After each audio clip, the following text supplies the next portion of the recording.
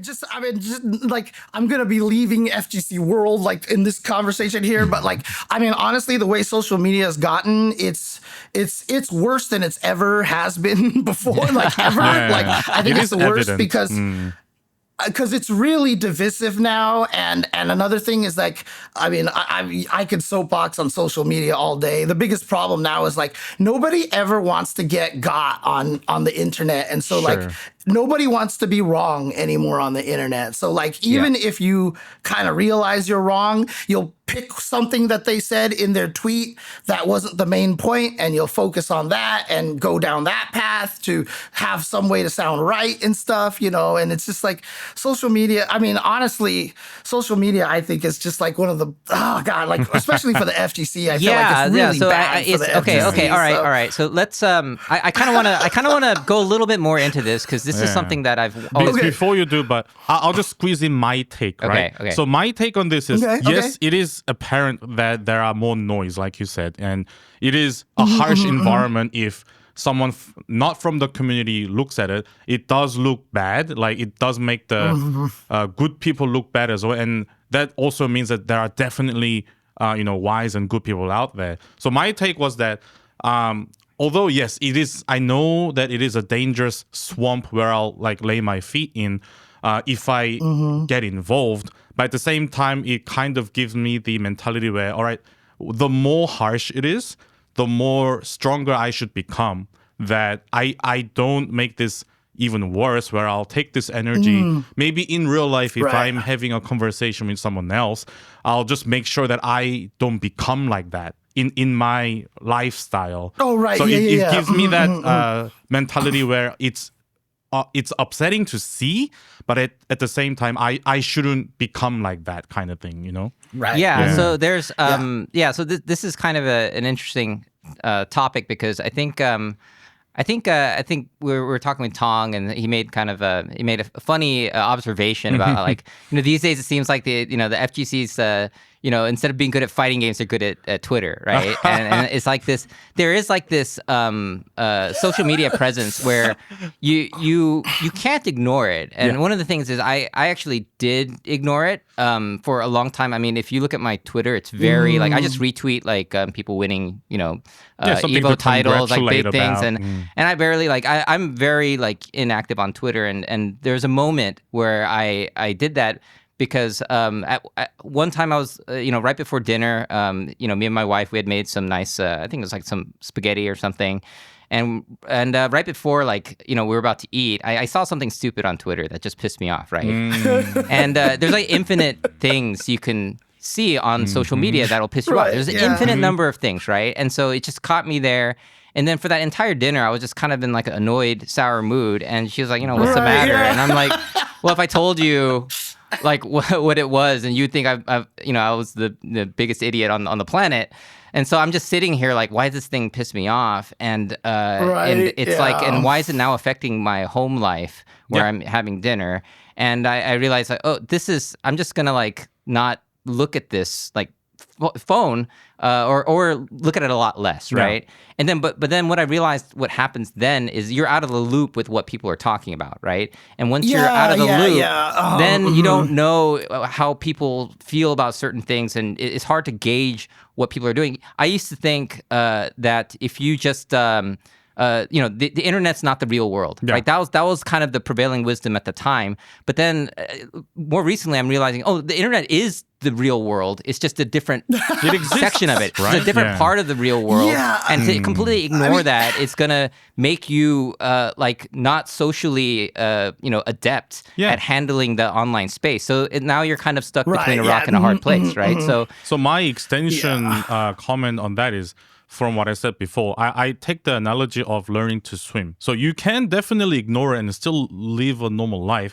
You just never get to learn how to swim. If you treat the internet like a pool of, say, pollution, as long as you kind of learn how to swim, you can still survive in it. So that's why I'm saying to have a strong mentality and build up the courage to have a better perspective. I think you can live in both worlds where you can breathe air as well as you can learn to swim. Sure, and like, yeah, just but- don't drown in it. Yeah, That's what but I'm trying to say. I guess like that's good advice, and I guess so. From James's perspective, I mean, you have a ton of followers on Twitter, and you're right. Whenever you tweet something, a lot of people are going to see it. You would have been and, in a deeper pool. So than it's I like would've, for you, I think it just every time you tweet, do you ever feel that like you made a message and you're just like, oh, I'm wondering, I hope this doesn't go south, or are you just like you don't care anymore and you just post? I'm unfortunately a very emotional person. So a lot of times when I tweet, I don't think. Like, I'm just like, I just want to say this. And so a lot of the things that I tweet actually come out like, I'm also like, sometimes when I'm emotional, I tweet like the message that I'm trying to convey is not clear. And so like, people like yell at me all the time. Like I know it's my fault. Like I say stupid you things. Can hear, Yeah. Like me complaining about drive impacts, right? Like I kept tweeting about it. Like I can't stop drive impacts, and now everyone's like, who cares about you, James? You can't even stop drive impacts. And I'm like, well, that's my own fault. That's my own fault, kind of thing. But I mean, what's interesting about it is like, there is kind of this idea of trying not to let the tweets affect you in real life as much, right? Because I used to see tweets and like, I would get affected by it. In fact, I mean, it's kind of where the whole "suck my nuts, assholes" thing kind of came from, unintentionally. But like, the one thing that I will also say, though, and I try very hard to do this because a lot of people are always like, James, why are you responding to the haters? Like, people will say really nasty things about me, and I'll try to engage them. Though I think, obviously having people who are haters affect your mood is a problem, but creating an echo chamber, I think, is actually worse because that the potential for creating an echo chamber on social media, I think, is one of the scariest things. Is because then if everybody you talk to agrees with you, it really starts to shift your brain into thinking that everybody else is wrong, right? So I engage a lot of the haters because I intentionally do not want to put myself into that echo chamber area because, you see it happen a lot. Like what a lot of people do out there, and, as soon as I say this, you'll probably think of like 4 people like on Twitter right now, but like a lot of people like to do the thing where they quote retweet somebody so their base can dunk on them, you know? And like, I hate that. Like if you actually look through my timeline, the only time I quote retweet somebody is to promote them.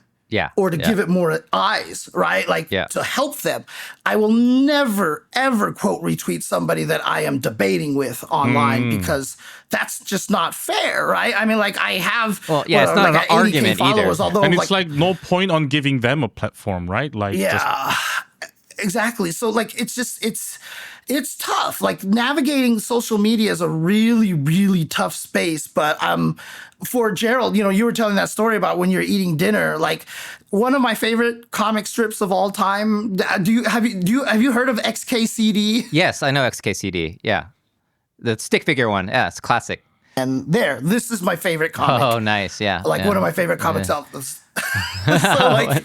Someone is wrong on the internet. Yeah. No, that's So that's completely perfect. Yeah. So like I hold on to that comic all the time because like that's it's so easy to get caught in that for sure. Yeah. So but it is hard to navigate it. And the problem with it is like most people aren't going to behave that way. And because of, obviously, I don't want to get too political or anything, but because of the political climate, like it has really exacerbated literally the A versus B. Like there's no like middle anymore. No one's capable, like no one wants to have a nuanced conversation anymore. It's literally like, if they don't agree with you, instantly you're full of crap and on everything. And it's interesting because the world is kind of I do appreciate when you actually, I've seen you engage with people on some of these topics, and I do appreciate the nuance that you bring because it is interesting. it definitely takes a lot of energy, and you're definitely kind of an unsung hero in some ways to try to bring some nuance into this this mass of anger and hate. But yeah, I guess at the same time, if I'm just completely silent, there's or not active in that space, then there's going to be echo chambers, and then there's going to be other kind of issues. So that you can't really win in any way. You just kind of have to be engaged, and I guess that's why it's so powerful, and people want to have the biggest social media platforms. The thing about echo chambers also, it reminded me before the internet, and probably still exists these days, because I had a bit of an experience back in the day with spam telemarketer calls, right? Okay. And then, right. So if you were to kind of relate to the social media in a way where whether you continue to discuss or argue with the haters or the negative people, right? I saw one of my cousins got the call, and I was there in person, and then they were listening to the telemarketer blabbing about something, and then they said, "Oh, I'm sorry, I'm gonna hang up now," and they hung up, right? And then I got curious. Why are you sorry? Why are you apologizing to this person who just stole your time, right? Yeah. And then my cousin was stunned, couldn't really answer the it's common question. courtesy, though, right? It's just this thing that you're just they just wanted to be nice, sure. Yeah, but then I'm just being curious, why are you apologizing? You didn't do anything wrong. Right. Yeah. So it's like that, watching or reading or listening to someone saying the wrong things, whether it's an opinion or not, it's an instinct. There's an instinct there. Yeah, I guess for sure. you don't have to. It's never your fault that you read that. You just you encountered it, but you know you don't have to apologize for it, right? Yeah, for sure. I mean, this but yeah, that's a super interesting topic. I guess. Yeah, I mean, one last thing I just want to say about that too is that it's only gotten harder, honestly. Even though I have this philosophy of no echo chambers and stuff like that. I mean, one of the crazy things about this is really that whole concept of now this is my job, right? And so that actually causes a lot of conflicts, actually, because there's a lot of things that I would really like to talk about sometimes. Sure, yeah. And, you're not alone. But the worst part about it is, but the worst part about it, people are going to be like, "Oh, James, you're a sellout," whatever, like that. No, I want to eat. Yeah. That's really what it comes down to. I gotta pay my rent. But, yeah, exactly. And so, a lot of times I do want to say a lot of stuff, but you'll see that from a lot of the big names in the FGC, they don't engage in any of a lot of the drama and stuff like that. They'll just kind of stay away from it because, that can cause problems, for your career in some way, shape, or form.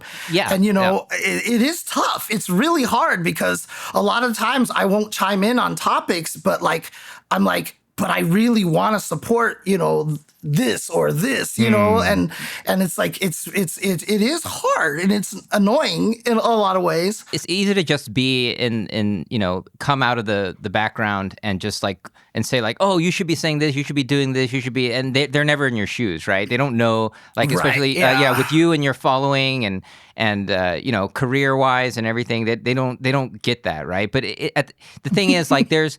Yeah, I mean, you can probably say whatever you want on the internet and defend your viewpoints and on any topic. But the thing is, you'll now be battling that for forever, right? Mm-hmm. It's okay, you said this one thing. Now there's going to be it's going to create this ruckus, and then it's okay, even if you can make the nuanced points and you can convince people that you have this thought, now that becomes your full-time job. Now you can't focus on improving your commentary. You can't focus on making content. Now you're just become that person.